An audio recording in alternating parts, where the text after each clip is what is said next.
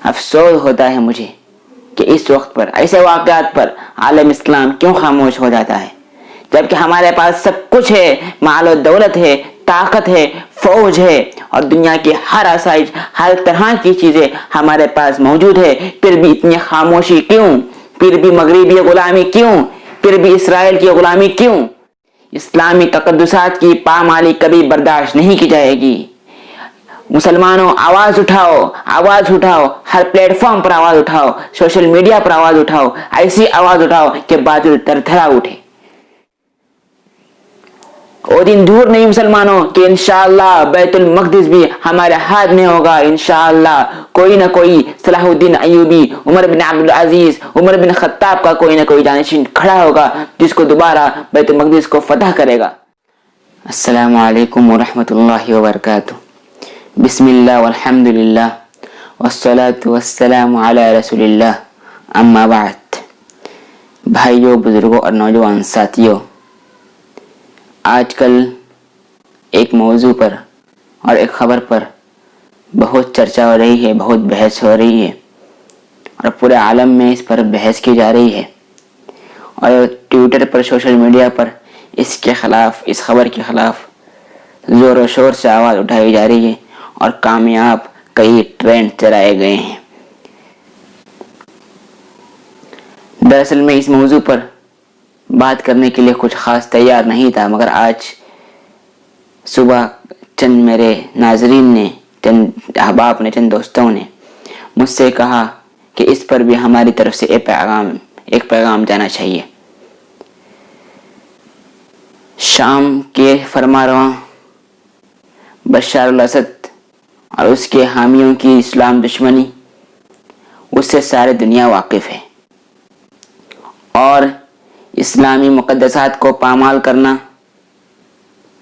ان کا ایک شیوا رہا ہے اور ان کا ایک کام رہا ہے، ہمیشہ سے وہ ایک کام کرتے آ رہے ہیں۔ حضرت امیر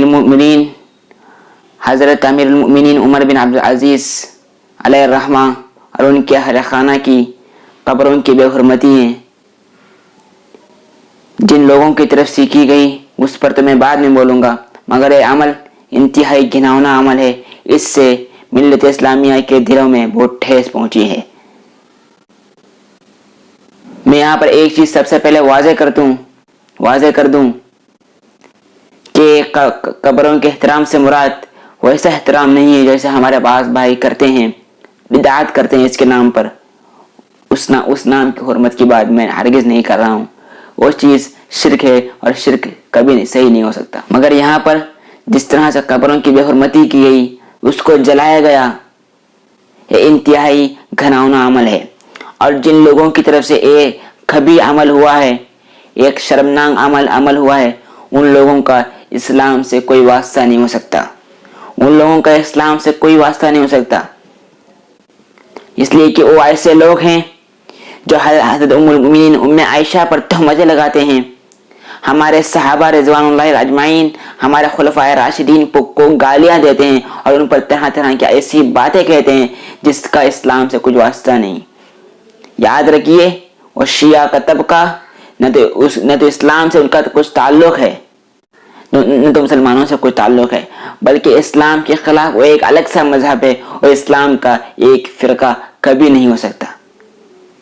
اگر اسلام کا ایک فرقہ ہے تو وہ ثابت کر کے دکھائے کہ ہم مسلمان ہیں۔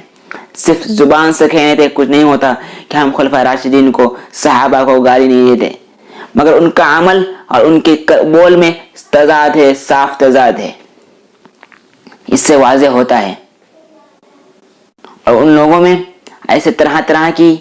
بیکار چیزیں، رسمی چیزیں، ایسی چیزیں پیوست ہیں، ان کے مذہب میں شامل ہے، صاف ظاہر ہوتا ہے کہ اس کا اسلام سے کوئی تعلق نہیں ہے۔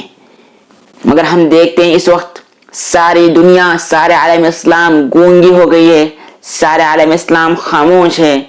ان کے زبانوں میں تالے پڑے ہوئے ہیں۔ صرف یہی نہیں، دنیا میں اس سے بڑے بڑے واقعات ہوتے ہیں، مسلمانوں پہ حملے ہوتے ہیں، فلسطین پہ اتنے فسادات ہوتے ہیں، اور دنیا کی دوسری جگہوں میں مسلمانوں کے خلاف اتنے بڑے بڑے اقدامات اٹھائے جاتے ہیں، مگر ان لوگوں کی طرف سے عالمیان اسلام کی طرف سے، عالم اسلام کے حکام کی طرف سے ایک لفظ بھی اس کے مذمت کے طور پر بولا نہیں جاتا، ایک لفظ بھی بولا نہیں جاتا۔ اور یاد رکھنا، اے بیت المقدس سارے دنیا کے مسلمانوں کا حق ہے، وہاں پر دشمنان کا ناجائز قبضہ ہے، وہاں پر دشمنان اسلام کا ناجائز قبضہ کبھی کسی صورتحال میں برداشت نہیں کیا جا سکتا۔ وہ دین دور نہیں کہ اس عرب عجم سے کوئی ایک انشاءاللہ صلاح الدین ایوبی، عمر بن عبدالعزیز، عمر بن خطاب کا کوئی نہ کوئی جانشین ضرور کرے گا جو دوبارہ مسلمانوں کے ہاتھ میں اس کو فتح کروائے گا، اس لیے کہ اس پر حق صرف مسلمانوں کا ہے۔ مگر آج بیت المقدس پر بھی اور ان طرح کے واقعات کا جیسا کہ میں نے تذکرہ کیا، ان واقعات پر پورا عالم اسلام خاموش، ساری دنیا گونگی۔ ادھر بر صغیر ہند و پاک و بنگلہ دیش سے ہی آوازیں اٹھتی ہیں، مگر عمومی طور پر کہہ رہا ہوں میں،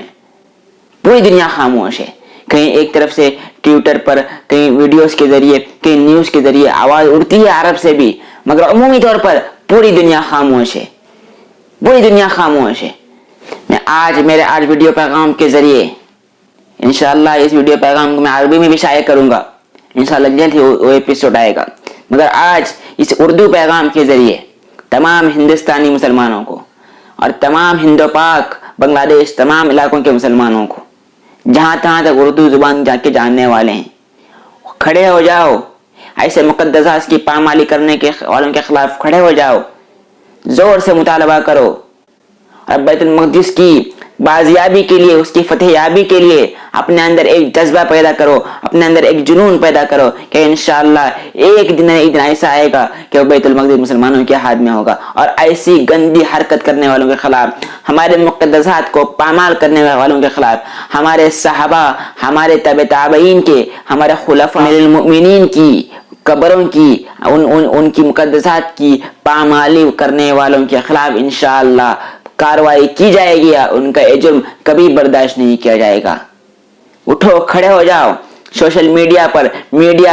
ٹویٹر پر، فیس بک پر اس کے خلاف ایسی آواز بلند کرو کہ باطل تھرتھرا اٹھے،